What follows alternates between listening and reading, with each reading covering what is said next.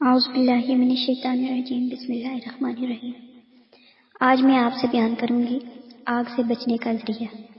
سید محمد کروی رحمۃ اللہ تعالیٰ نے باقیات و صالحات میں لکھا ہے، میری والدہ ماجدہ نے خبر دی کہ میرے والد ماجد، جن کا نام محمد تھا، نے مجھے وصیت کی تھی کہ جب میں فوت ہو جاؤں اور مجھے غسل دے لیا جائے تو چھت سے میرے کفن پر ایک سبز رنگ کا رکا گرے گا، اس میں لکھا ہوگا کہ یہ آگ سے محمد کے لیے برات نامہ ہے، اور اس رکے کو میرے کفن میں رکھ دینا۔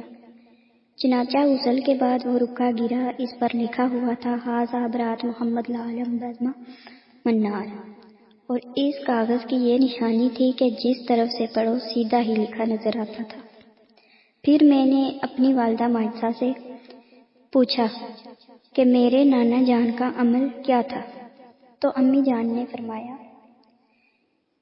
کہ ان کا عمل تھا ہمیشہ ذکر اور درود پاک کی کثرت۔ سبحان اللہ، صلی اللہ تعالیٰ علی نبی الامی الکریم وعلی آلہ واصحابہ اجمعین۔